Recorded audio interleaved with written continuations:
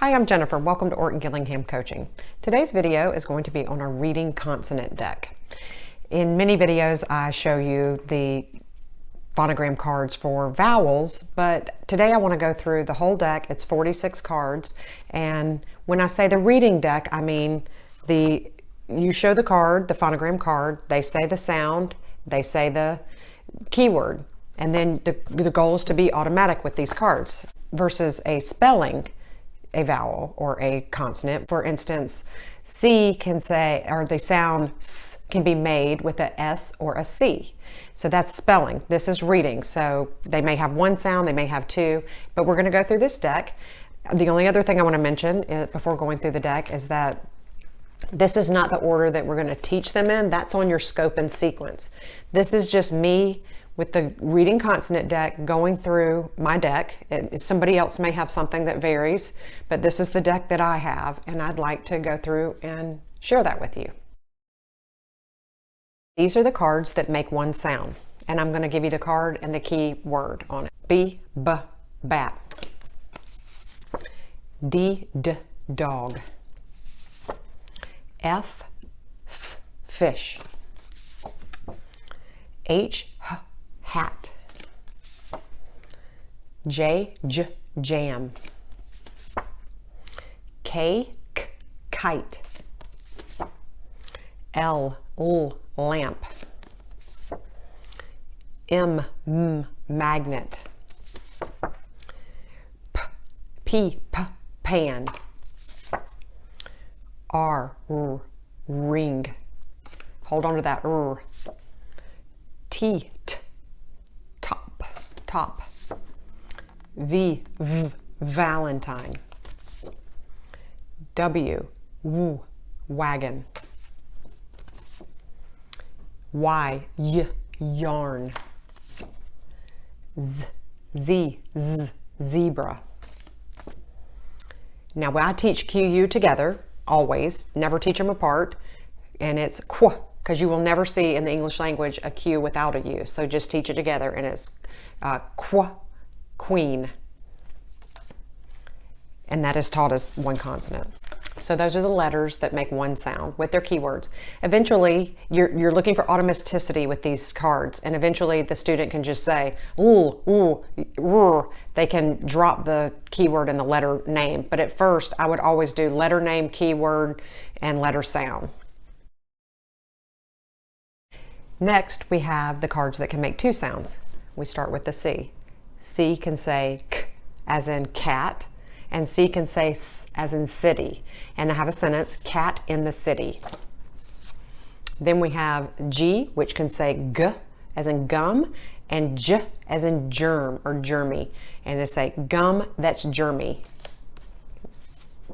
Then we have S as in sun, and S, sun, and S, rose.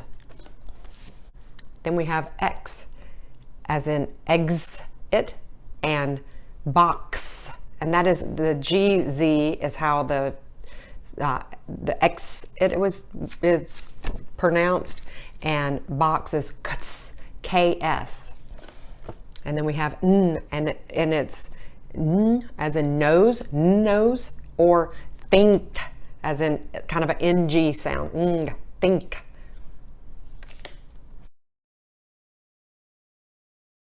Next, we have our digraphs. We start with CH, and that is chair. CH also says k as in Christmas, and it says sh as in chef. Those are advanced. Then you have shoe. Then we have our TH, which is voiced and unvoiced. Mothers, voiced, mothers, and then we have thumb. You can feel the difference in there, versus th. Then we have wh, and it's kind of a puff of air, and that's WH, and whistle. And then we have PH, which is phone. And then the last one is GH, and we have G. GH can say G as in ghost, and it can say F as in laugh. Ghost laughs, or the ghost laugh. Next we have our silent letters. Silent letters is way down here in the scope and sequence, so this is quite advanced, but I want to go through the deck. So we have GN says as in gnat. GU says G as in guitar. KN says N as in knife. LF says F as in calf. LK says K as in walk. MB says M as in comb. MN says M as in column. PS says S as in psychic. RH says R as in rhino. And WR says R as in right. Keep in mind LF and LK are also blends. So in a word like milk, but then it's silent in other words. Now we have our remaining cards. We have QUE, which says K, antique. ED, now we're going to teach this as a suffix, but we could teach it as a sound as well, and should. And it says, ED says ed as in painted. It says spilled as in spilled. And it says t as in jumped. And then we'll teach it as a suffix. SC, so SC can say S as in scissors, and it can also say sk as in scale. The S sound will come after a E, I, or Y, and AOU will be the sk sounds. So when you get to that, you'll teach it that way. But first you could just teach SC says S as in scissors, and SC can say sk as in scale. Then we have do as in grad, or it says j or ju as in graduate. And then we have tu as in, which could say, or tu, which could say ch as in picture. So we could teach that as well. Tu usually comes at the end of words like picture and nature, and it sounds like ch, which I just showed you, but is at the end of words. These last cards I showed you are advanced. So how do we use our deck other than just showing the card and getting them? But we do, number one is we want them automatic. Automaticity is very important. We want b, bat, d, dog, f, fish, h, hat. And then we just want f, d, b, h. We want them to go really fast and just really remember these cards. But we also want them to be tracing the letters and saying b, b. We want them writing the letters, be it in sand or shaving cream or whatever fun thing you come up with. These, I like these kind of letters too. These are, I'll put a link below, but these are sandpaper letters. So it's a rough surface. It gives them, especially for the littles, before you're really ready for them to actually write. These are great. And any tracing you could do. Putting cards side by side for blending with your short vowels, because you'll be teaching those in here too in your scope and sequence. You can have say the sound and put 3 cards and have your student pick which one is making the sound.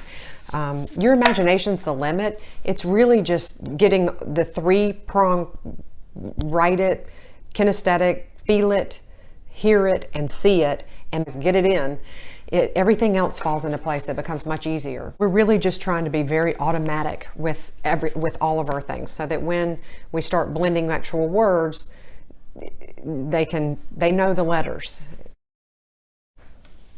As a final word, Deck's phonogram cards are a cornerstone of your Orton Gillingham practice, and these consonant reading deck and the vowel reading decks are very important. I hope what I told you today made sense of my pile, and you may have a little bit different pile. Visit my website, OGforAll.com. I hope you'll like and subscribe, and thanks for joining me.